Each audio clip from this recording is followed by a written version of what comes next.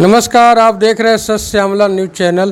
कहने को तो बिहार में सुशासन है, लेकिन इसके प्रशासन कितने सुस्त हैं वह आज के 24 न्यूज़ चैनल से पता चलता है कि माननीय ट्रंप महोदय का भी आवासीय प्रमाण पत्र बिहार में बन रहा। समस्तीपुर में उनका यह कारनामा हुआ है, तो सोचिए कि प्रशासन की क्या स्थिति है। रोज़ सुशासन के डंके बज रहे हैं, लेकिन हर दिन कुछ न कुछ परेशानियां सामने दिख रही है। अभी 400 करोड़ का डबल डेकर पुल बना और उसमें भी दरारें आ रही हैं। बहुत सारी बातें हैं। अभी हमारे साथ ट्रेड यूनियन पर चर्चा करने के लिए अजय कुमार जी हैं, इनसे बात करेंगे। सर, आपका हमारे चैनल में स्वागत। धन्यवाद। सर, आप ट्रेड यूनियन चला रहे हैं, ट्रेड यूनियन क्या है? ट्रेड यूनियन मजदूरों का संगठन होता है। मजदूरों के बेहतरी के लिए, सम्मानजनक ज़िंदगी जीने के लिए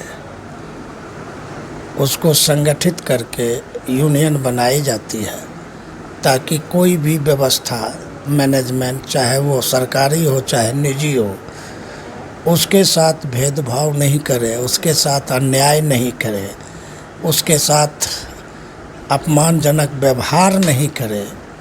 तो एक सामाजिक सम्मान के लिए, एक बेहतर ज़िंदगी जीने के लिए और वाजिब वेतन, पारिश्रमिक मांग प्राप्त करने के लिए और सामाजिक सुरक्षा के लिए संघर्ष करके हक हासिल करने के लिए ट्रेड यूनियन का निर्माण हुआ है। ट्रेड यूनियन बनाते हैं मजदूर। मजदूरों का सर अधिकार क्या है? ये तो प्रश्न ऐसा है कि मजदूरों का अधिकार क्या है। मजदूरों का अधिकार है कि संविधान में हर नागरिक को सम्मानजनक ज़िंदगी जीने का अधिकार है। तो सम्मानजनक ज़िंदगी जीने के लिए एक परिवार को उतने आमदनी होनी चाहिए जिसमें उसके बच्चे की शिक्षा हो सके अच्छी तरह, उसके बीमार पड़ने पर उसका इलाज हो सके, वो अपने परिवार, संगे संबंधियों के बीच मनोरंजन के लिए या और भी जो सामाजिक कार्य है उसको भली भांति पूरा कर सके। इसके प्राप्ति के लिए जो कुछ भी है ये सब उसका अधिकार है। और प्रबंधन, चाहे आज के तारीख में पूंजीवादी व्यवस्था में सरकारी प्रबंधन हो या निजी प्रबंधन हो, वो काफ़ी कम वेतनमान दे के मज़दूर को काम करवाना चाहती है। तो जो कम देती है या उसका जो सामाजिक सुरक्षा नहीं प्रदान करती है, उसके लेके मजदूर आंदोलन अपने मांग उठाते हैं। वो उनका अधिकार है। इसलिए मजदूरों को पाने के लिए सारा संसार है, इसलिए उसका लिमिट, मैंने एक दायरा नहीं है कि उसके अधिकार क्या है। अभी सर सुनने में आया कि मजदूरों को अपना यूनियन नहीं बनाने के लिए कोई कानून आया है। अभी जो वर्तमान में केंद्र सरकार है वह क्रोनी कैपिटलिज्म, विश्व में जो अभी चल रहा है, पूंजीवाद से नियंत्रित सरकार है। और पूंजीपतियों को अगर सबसे ज़्यादा किसी से समस्या है तो ट्रेड यूनियन से और ट्रेड यूनियन के कानून से।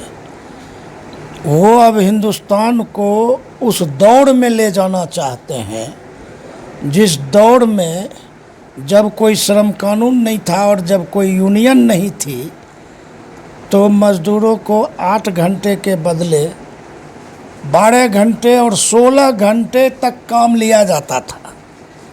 वो मालिक के स्वविवेक पर निर्भर था। और यहाँ तक की स्थिति उस समय कहा जाता था कि एक मज़दूर को उतने ही देर के लिए छुट्टी दी जाती थी कि वो घर जाके एक दूसरा मज़दूर पैदा करने के लिए उसको घर जाने के लिए छुट्टी दिया जाता था। क्योंकि मज़दूर गुलाम था, वो जो पैदा करेगा उसको जो बच्चे होंगे वह मज़दूर ही बनेगा, ये तय था। वो न उसके लिए कोई पढ़ाई की व्यवस्था थी। तो उस दौड़ में ले जाने के लिए आज की सरकार चाह रही है ताकि व्यवसायियों को, पूंजीपतियों को मुनाफा, भरपूर मुनाफा हो सके और वो उनको राजसत्ता को भरपूर चंदा दे, जिसका इस्तेमाल वो चुनाव में वोट को खरीदने में करते हैं। ये स्थिति अभी है। लेकिन 1920 में जब पहली बार AITC का निर्माण हुआ, उससे पहले मजदूर शोषण के विरुद्ध, अत्याचार के विरुद्ध, जुल्म के विरुद्ध कई कारखाने में आंदोलन करना शुरू कर दिए, हड़ताल करना शुरू कर दिए। तो हड़ताल करता है कब लोग? हड़ताल बहुत आसान चीज़ नहीं है। हड़ताल तभी लोग करते हैं, मजदूर करते हैं, जब अत्याचार और जुल्म काफ़ी असहनीय हो जाता है, सहन से ऊपर चला जाता है जब अत्याचार, तो अंत में काम बंद लोग करते हैं। तो ये हो रहा था 1920 के पहले भी। लेकिन इन आंदोलनों से उपजे हुए नेता और नेतृत्वकारी साथियों ने यह आवश्यकता समझी कि जो मजदूर छिटपुट संघर्ष कर रहे हैं, शोषण के खिलाफ, जुल्म के खिलाफ, अन्याय के खिलाफ, अपने वाजिब हकों को प्राप्त करने के लिए उनको एक संगठित ताकत दी जाए। तो 1920 में AITC की स्थापना हुई। और आप देखिए कि उस समय हम गुलाम थे, अंग्रेजी हुकूमत थी, लेकिन मज़दूरों की ताकत और नेतृत्व वर्ग की सूझबूझ और आम जनता का समर्थन से हमने, मज़दूरों ने अंग्रेज़ों से कई श्रम कानून बनवाए अपने पक्ष में। पहली बार 1926 में हमको ट्रेड यूनियन बनाने का अधिकार अंग्रेज़ों ने दिया, ट्रेड यूनियन एक्ट 1926, जिससे ट्रेड यूनियन निबंधित होता था। पेमेंट ऑफ वेजेज एक्ट, वेतन भुगतान का अधिनियम, payment of minimum wages act, न्यूनतम मजदूरी भुगतान का कानून, मैटरनिटी बेनिफिट एक्ट। आज लोग छुट्टी देते हैं महिलाओं को मैटरनिटी के लिए, लेकिन ये कानून अंग्रेज़ों के ही समय ट्रेड यूनियन ने लड़के बनाया था। और सबसे बड़ा इंडस्ट्रियल डिस्प्यूट एक्ट बना, जिसमें हमको हड़ताल करने का, प्रदर्शन करने का, धरना देने का अधिकार मिला। साथ ही साथ जॉइंट मैनेजमेंट काउंसिल बनाने का, कि मालिक और मज़दूर का एक कमेटी बने जो मालिक कारखाना से लेके और मज़दूरों की समस्या पर विचार करे। ये सारे अधिकार हमको अंग्रेज़ों के समय में मज़दूरों ने लड़के हासिल किया। उसके बाद आज़ादी की लड़ाई के बाद उसका जो असर था, 1970 तक मज़दूर आंदोलन काफ़ी बेहतर स्थिति में आगे बढ़ा और फिर बाद में भी कई कानून बनाए। लेकिन आज उन सारे कानूनों को समाप्त करके एक 4 लेबर कोड, श्रम संहिता के रूप में ये सरकार लाई है। आप जानते हैं कि ये RSS के सिद्धांत पर चलने वाली सरकार है, जिसमें अच्छे अच्छे शब्द और अच्छे अच्छे वाक्य दिए जाते हैं, जिसके पीछे सब काले कान कार्रवाई रहती है, लेकिन उसको बेहतर ढंग से परोसा जाता है। और आपके जो मेन स्ट्रीम मीडिया है वो इसका ढोल पीटने लगती है। अब ट्रेड यूनियन बनाने के जो कानून है उसमें संशोधन किया जा रहा है। अब यूनियन का रजिस्ट्रेशन नहीं हो रहा, अभी कानून को हम लोग विरोध कर रहे हैं। हड़ताल अभी 9 जुलाई को हुआ, लगातार विरोध हो रहा है। अब वो भारत सरकार ने राज्य सरकार को एग्जीक्यूटिव ऑर्डर से निर्देश दे रखा है, कानून हो चाहे नहीं हो, आप ट्रेड यूनियन के निबंधन में जितना समस्या पैदा करना हो कीजिए, अब निबंधन मत कीजिए ट्रेड यूनियन का। तो उसके खिलाफ लड़ाई चल रही है। ये जो प्रतिगामी सरकार है ये देश को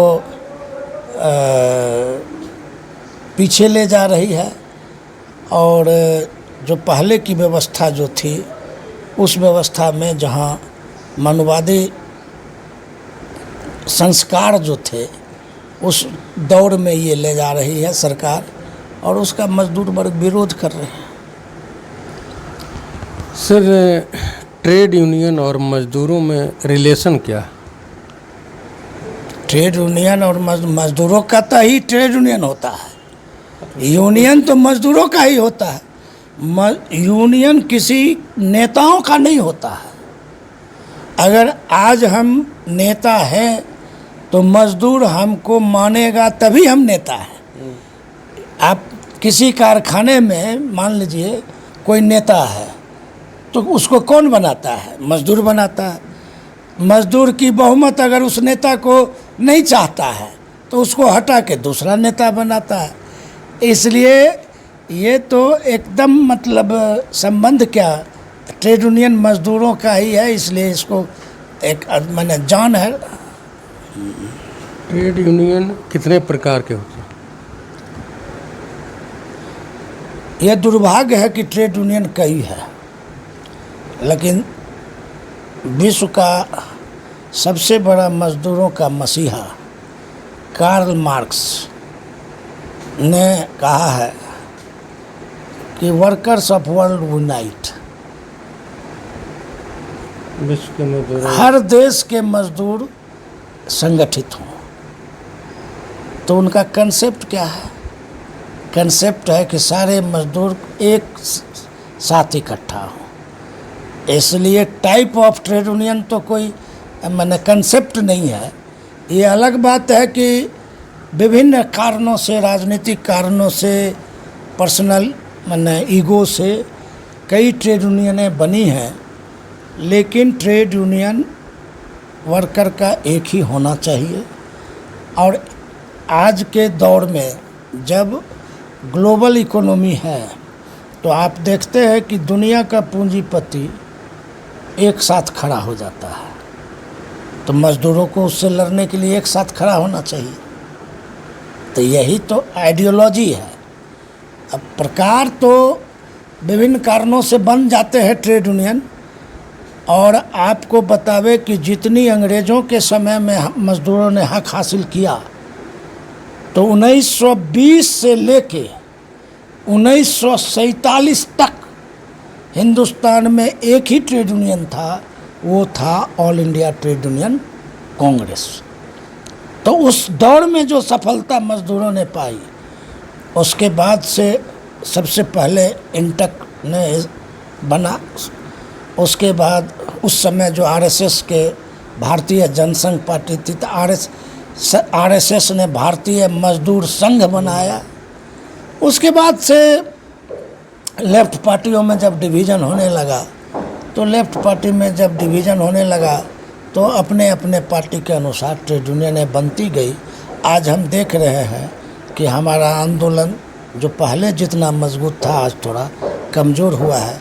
इसलिए ट्रेड यूनियन के प्रकार का कोई माने आइडियोलॉजी नहीं है, कोई कंसेप्ट नहीं है। ये मजबूरी में विभिन्न यूनियनें खड़ी हुई हैं। ट्रेड यूनियन की चुनौतियां क्या हैं? ट्रेड यूनियन के समक्ष ऑलवेज जब तक समाजवादी समाज की स्थापना नहीं हो जाए, समाजवादी समाज और पूंजीवादी व्यवस्था में अंतर यही है कि पूंजीवादी व्यवस्था में पूंजी का महत्व रहता है मनुष्य का महत्व नहीं रहता। और समाजवादी शासन व्यवस्था में श्रम का महत्व होता है। जो श्रमिक है, जो काम करता है, महत्व उसी का है। आज कपड़ा बनाता है जो मजदूर, जो देखते बड़ा बड़ा अट्टालिकाएँ बनती हैं शहर में, लेकिन मजदूर की क्या स्थिति है? बन रहा है 20 मंजिल मकान, लेकिन जो कारीगर उस मकान को बना रहा है, उसकी ज़िंदगी अगर देखिए तो बगल में वो कच्चा ईंटा का 4 फीट 6 फीट ऊंचा करके खड़ा कर देता है और उस पर प्लास्टिक डाल देता है, और उसी में वो मजदूर रहता है। तो हुनर है मजदूर का, लेकिन उसकी क्या स्थिति है? और वो बिल्डर 1 करोड़ 2 करोड़ में बिल्डिंग बेचता है। तो मजदूरों के स्किल का, मजदूरों के खून का, पसीना का, मजदूरों के परिश्रम का पूंजीवादी व्यवस्था में लाभ उठाता है पूंजीपति, और समाजवादी व्यवस्था में उसका वाजिब श्रम का कीमत मिलता है और उसको भी सम्मानजनक ज़िंदगी मिलती है। ऐसी स्थिति में हम लोग तो यही कहते हैं कि आज के तारीख में मज़दूरों को एकजुट होकर लड़ाई लड़ने की जो हम लोग बात करते हैं और एक प्रयास करते हैं कि अल्टीमेट एम है हमारे ट्रेड यूनियन के लड़ाई का। फ़िलहाल तो हम लड़ते हैं छोटे छोटे मांगों को लेके। कहीं मालिक के द्वारा वेतन नहीं दिया जाता है, मालिक के द्वारा प्रोविडेंट फंड जो है उसमें उसको भुगतान नहीं किया जाता है, ओवर टाइम नहीं जाता है, या गाली गलौज किया जाता है, मारपीट किया जाता है, तो आंदोलन हो जाता है। लेकिन अल्टीमेट गोल क्या है? अल्टीमेट गोल ट्रेड यूनियन का है कि एक ऐसी शासन व्यवस्था कायम करना जो मज़दूरों का राज कायम हो। मज़दूरों का राज कायम का मतलब समाजवादी व्यवस्था, अर्थतंत्र कायम हो। मजदूरों के सामाजिक सुरक्षा के क्या उपाय हो सकते हैं? मजदूरों का तो कानून अभी बना हुआ है। मजदूरों के सामाजिक सुरक्षा में सबसे पहले आ गए अटल बिहारी वाजपेयी जी, जो एक सामाजिक सुरक्षा था, जिन्होंने पेंशन ख़त्म कर दिया। ये सामाजिक सुरक्षा था कि कोई मजदूर 30 साल 35 साल 36 साल सरकारी विभाग हो या निजी विभाग में काम करता है, एक नियत वेतन पाता है, एक निश्चित ज़िंदगी उसकी होती है, तो 36 साल जीने के बाद बुढ़ापा में किसके सहारे रहेगा? तो पेंशन की व्यवस्था की गई। पेंशन था ताकि बुढ़ापा में वो दर का ठोकर नहीं खाए। उसके बाद ESI का व्यवस्था, मेडिकल सुविधा। उसके बाद जैसे कारखाने में कानून है कि कारखाने में स्वच्छ पानी पीने का व्यवस्था हो, कारखाने का वो हवादार हो, रोशनी पर्याप्त हो, रात के पाली में महिलाओं का काम प्रतिबंधित था, एडोलसेंट बच्चों के काम प्रतिबंधित था। तो ये सारे सामाजिक सुरक्षा में आते हैं। पेंशन, बीमा, ग्रेच्युटी, ये सब सामाजिक सुरक्षा में आते हैं, जो पहले हम लोगों ने लड़के लिया, लेकिन अब इसको धीरे धीरे ख़त्म किया जा रहा है। तो सामाजिक सुरक्षा का सीधा अर्थ है कि हमारे काम करने के दरमियान अगर दुर्घटना होता है तो उसका इलाज, बच्चों के पढ़ने के लिए स्कूल की व्यवस्था, स्कूल जाने आने के लिए परिवहन की व्यवस्था, ये सब सभी सामाजिक सुरक्षा है। लेकिन अब इसमें धीरे धीरे पूंजीवादी व्यवस्था में, और जब से ये लिबरलाइजेशन, प्राइवेटाइजेशन, ग्लोबलाइजेशन का दौर आया है, तब से इन सारे सुविधाओं की कटौती की जा रही है। लेकिन ये जो सरकार आई है 2014 में, इनको पूंजीपतियों ने लाया ही है, इसीलिए अब क्या उम्मीद करते हैं कि 2014 में के पहले नरेंद्र मोदी को कोई जानता था? उनकी पहचान थे गुजरात के मुख्यमंत्री, और थोड़ा चर्चा हुई थी गोधरा कांड को लेके, नहीं तो उस आदमी को कोई जानता नहीं था। अगर बीजेपी की ही सरकार थी, आम आदमी की समझ थी कि वाजपेयी जी के बाद कौन, वाजपेयी जी के बाद आडवाणी जी, मुरली मनोहर जोशी जी, जसवंत सिन्हा जी, ये अचानक मोदी कैसे आ गए? ये पूंजीपतियों के पसंद हैं, ये लठैत है पूंजीपतियों के, इसलिए इनको लाया गया कि निर्ममता पूर्वक ये माने मजदूरों का कत्ल करेंगे, शोषण करेंगे। एक आखिरी सवाल है, ट्रेड यूनियन और नियोक्ताओं का क्या संबंध है? देखिए, ट्रेड यूनियन और नियोक्ताओं, हम जहाँ काम करते हैं, जो हमको नौकरी दिया, चाहे वो सरकार हो चाहे प्राइवेट करे, तो हमारा तो संबंध है ही, होना ही है। और हम लोग AITUC की समझ है कि बेहतर मजदूरों का बेहतरी तभी हो सकता है जिस संस्था में वो काम करता है उसका प्रोग्रेस हो, उसका बेहतर प्रोग्रेस हो। जैसे जो संस्था तो वही कह रहे हैं संबंध है। और उसका ट्रेड यूनियनों से क्या संबंध? वही तो कह रहे हैं कि तो हम भी है, हमारा संबंध है, हम काम करते हैं, तो हम चाहते हैं कि जिस जगह हम काम करते हैं वह जगह तरक्की करे, ताकि जब वो तरक्की करेगा तभी हमको भी सुविधा मांगने का अधिकार होगा, हम तब उससे ज़्यादा से ज़्यादा लाभ ले सकते हैं। लेकिन इसका मतलब ये नहीं है कि वो हमारा शोषण करते जाए, श्रम के महत्व का जो भी हम कमाते हैं उसका एक मामूली हिस्सा हमको दे, अब बड़ा हिस्सा वो अपना मुनाफा में ले जाए, तब तकरार होता है, टकराव होता है। आम तौर पर नियोक्ता की ये प्रवृत्ति होती है, अगर यूनियन जहाँ नहीं है वहाँ वो बहुत मिनिमम न्यूनतम मजदूरी भी नहीं देता है, जहाँ यूनियन नहीं है वहाँ ग्रेचुटी भी नहीं देता है, वहाँ CPF PF भी नहीं देता है। तो इसलिए यूनियन जो है सो नियोक्ता के मनमानी को रोकता है। इसी में जहाँ संबंध अच्छे हैं, अगर नियोक्ता भी मजदूरों की समस्या को समझता है, वहाँ टकराहट कम होता है, वहाँ संघर्ष कम होता है। लेकिन जो क्रूएल मालिक होता है तो वहाँ लड़ाई ज़्यादा होती है। असंगठित मजदूरों को एक संदेश। असंगठित मजदूरों को संगठित होना चाहिए, और इतिहास में